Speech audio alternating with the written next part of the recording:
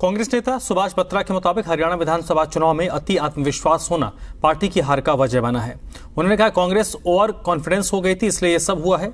सुभाष बत्रा के मुताबिक बीजेपी ने जातीय समीकरण को निभाया, इसलिए बीजेपी की जीत हुई। उन्होंने कहा कांग्रेस ने काफी सीटों पर गलत बंटवारा किया, युवाओं को मौका देना चाहिए था, बीजेपी ने युवाओं को मौका दिया, इसलिए वो सत्ता में आई है। कांग्रेस नेता के मुताबिक पार्टी लीडरशिप को इस पर मंथन करना चाहिए।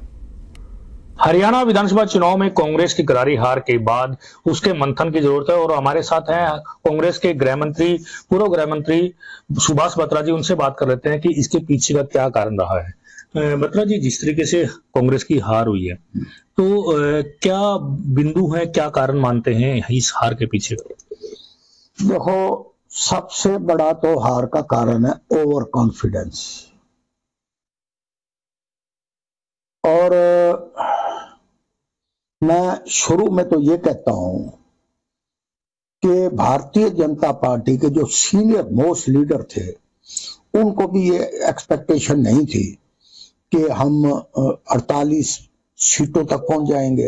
वो भी अपनी सीटों का आंकलन जो है 25 से 30 सीटों तक का कर रहे थे।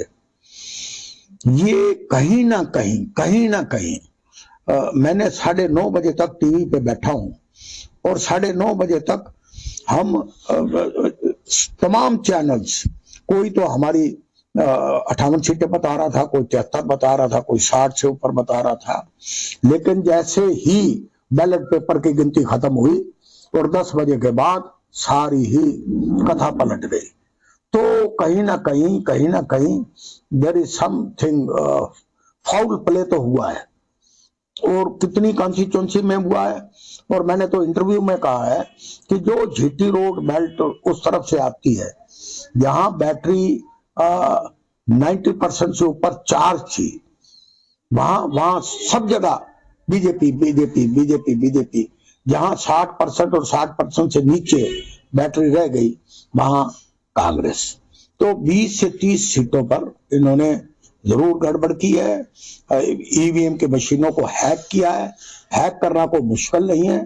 तो मैंने तो कांग्रेस हाईकमान ने, लीडरशिप ने भी इलेक्शन कमीशन के सामने अपना प्रोटेस्ट किया है, तो वो तो देखने की बात है। लेकिन कांग्रेस पार्टी भी कई मुद्दों के ऊपर वो खरी नहीं उतरी। सबसे पहला मुद्दा तो ये है कि सिटिंग गेटिंग का जो पहला ही फार्मूला उन्होंने तय कर दिया, वो बिल्कुल गलत था। मैं ये कहता हूं, अगर एंटी इनकम्बेंसी किसी सरकार के खिलाफ होती है तो एंटी इनकम्बेंसी एक एमएलए विधायक के खिलाफ भी होती है। लोग वो भी देखते हैं कि वो अपनी कॉन्स्टिट्यूएंसी के प्रति कितने खरे उतरे। जो 2-2 साल 3-3 साल एमएलए रह लिए, आपने फिर सर्वे किस बात के लिए करवाए?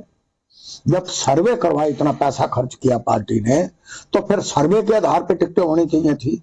आज इनके 31 में से 15 के 16 तो सिटिंग एमएलए आ रहे हैं। कौन जिम्मेवार है? ये फार्मूला जिम्मेवार है। ये फार्मूला किसने बनाया? पार्टी लीडरशिप ने बनाया। तो मैं समझता हूं बेसिकली पहली बात तो ये कि सिटिंग गेटिंग का फार्मूला गलत था। दूसरा जो मैं कहना चाहता हूं कि भारतीय जनता पार्टी धर्म और जाति के नाम पर पोलराइज करती है। देखो, हरियाणा बेशक छोटी स्टेट है, लेकिन इसकी इंपॉर्टेंस बड़ी है। ये 4 बड़ी स्टेटों के बॉर्डरिंग स्टेट है।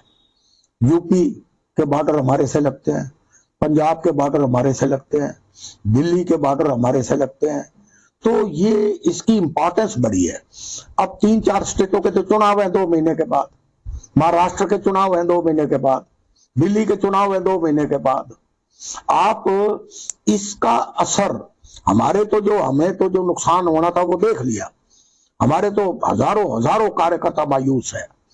लेकिन इसका इम्पैक्ट महाराष्ट्र पे भी पड़ेगा, इसका इम्पैक्ट यूपी को भी देखने को मिलेगा, दिल्ली में भी देखने को मिलेगा। इसलिए जो अब इन्होंने फैक्ट फाइंडिंग कमेटी का गठन किया है, वो मैं टीवी पे देख रहा था कि राहुल जी ने कहा है कि 48 घंटे के अंदर अपनी fact finding committee report submit करे और उसके ऊपर कार्रवाई हो। तो ये थे पूर्व गृह मंत्री सुभाष बत्रा जी, जिनका साफ तौर पर कहना है कि कांग्रेस के पीछे थे। हार का कारण बहुत सारे हैं, उसके ऊपर मंथन करना चाहिए ताकि अन्य प्रदेशों में कांग्रेस की सरकार बन सके। रोहतक से राज ठाकुर, जी मीडिया।